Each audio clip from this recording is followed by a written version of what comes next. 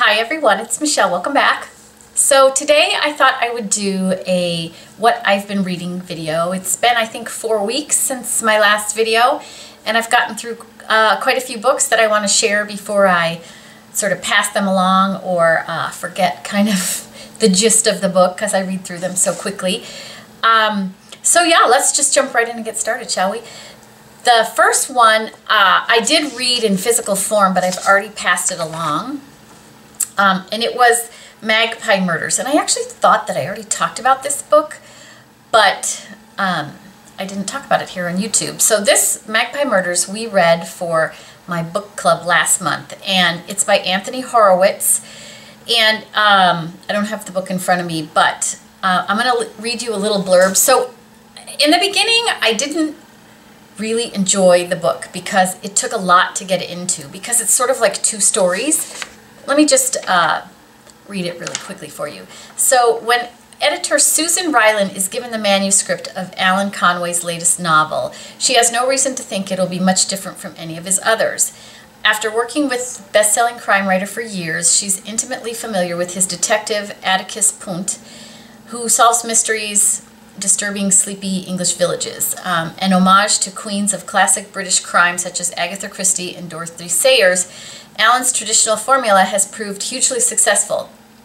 So successful that Susan must continue to put up with his troubling behavior if she wants to keep her job as his editor.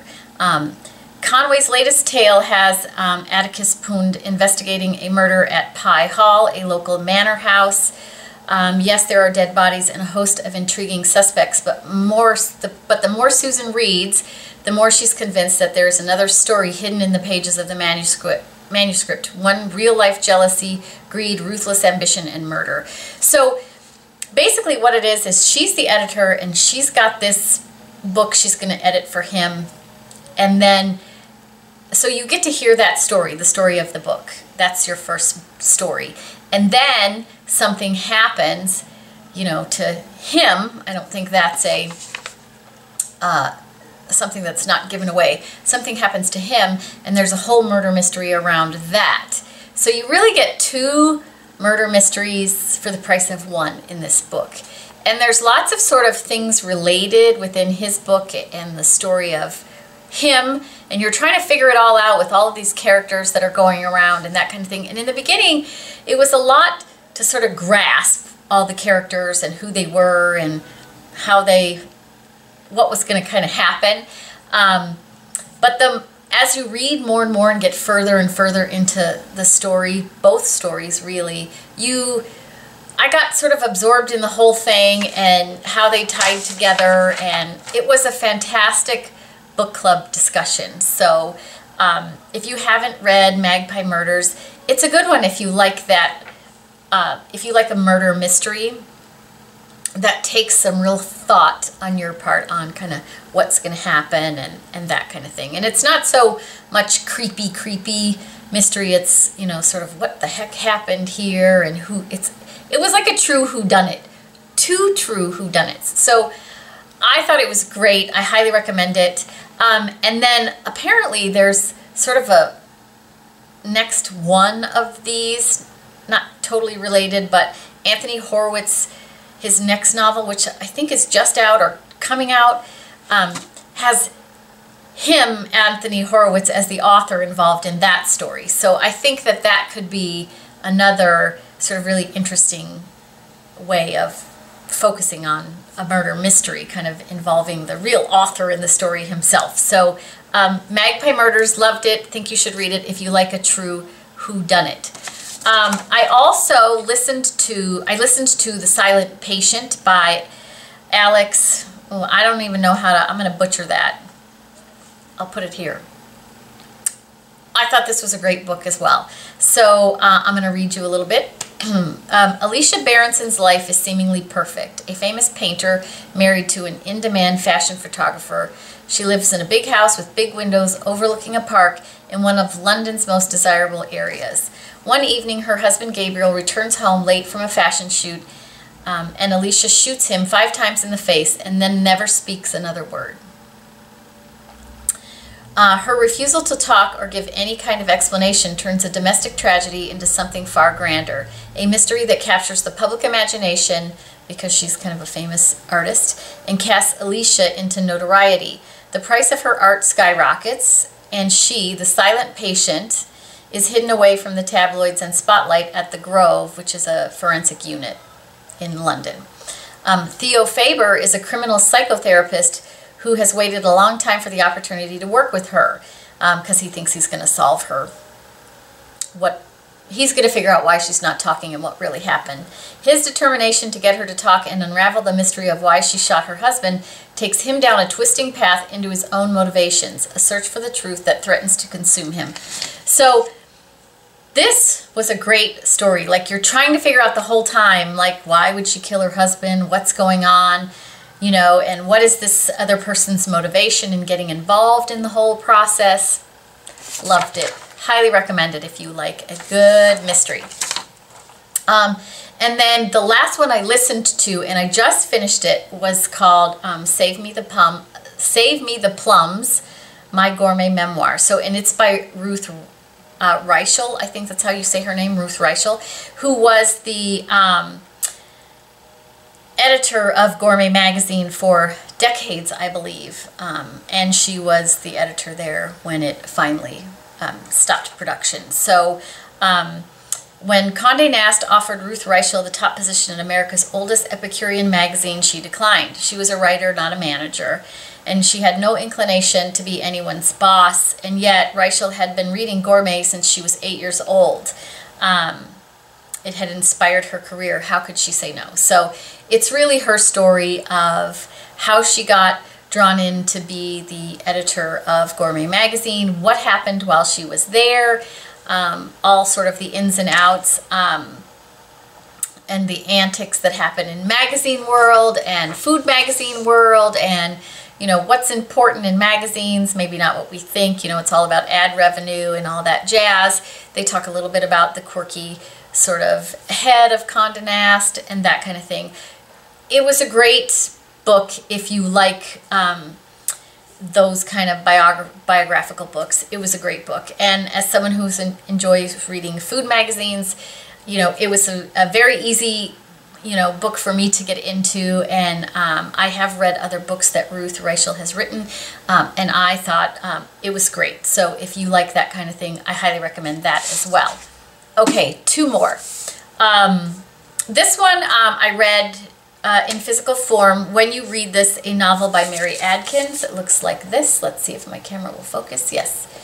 And this, I'm going to read you the blurb. This was just okay for me. So for 4 years, Iris Massey worked side by side with PR maven Smith Simone, I think is how you say his name, helping clients perfect their brands. Iris has now died, taken by terminal illness at 33 years old. Adrift without his friend and colleague, Smith is surprised to discover that during Iris's last 6 months, she created a blog filled with sharp, often funny musings on the end of life not quite fulfilled. She also made one final request, and that was for Smith to get her posts published as a book. With the help of his charmingly eager, if overbearingly forthright, new intern Carl, Smith tackles the task of fulfilling her last wish. It goes on and on, but you know, he has to get her family involved to say yes, that he can publish this. You know, her sister isn't really into that. She thinks it's going to sort of make a, you know, mockery of her sister. And it's sort of that story, but it's told through, you know, emails and her blog post. You're reading her actual blog posts and emails back and forth to them and that kind of thing, which I thought was, you know, sort of a unique way to tell the story. This for me was just okay, but it's an interesting take on, you know, life after, right? So she's gone now, but her life sort of lives on, and because of social media, which is very important today, right? And so what happens with all of that information kind of thing. And if you like, you know, reading a book that's easy to read, because it's quick to read, because you're reading blog posts and emails back and forth and that kind of thing. So I thought it was great. The characters were actually really interesting too. The young, eager intern who's doing everything he shouldn't, but he doesn't, you know, he doesn't really think it's bad what he's doing, and so that's all kind of interesting as well. So this for me was like a 3-star read, but you know, if you're, it's interesting because it deals with subjects that, you know, we're all going to have to deal with. What's going to happen with all our social media stuff when we're gone. So Mary Adkins, when you read this. And then the last book I read that I'm going to talk about actually is called In Extremis.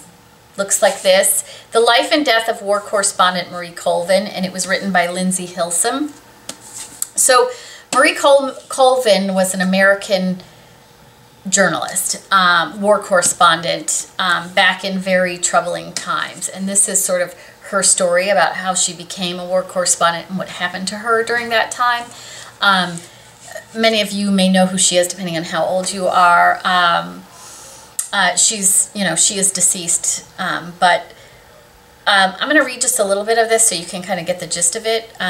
When Marie Colvin was killed in an artillery attack in Syria in 2012 at age 56, the world lost a fearless and iconoclastic war correspondent who covered the most significant global calamities of her lifetime.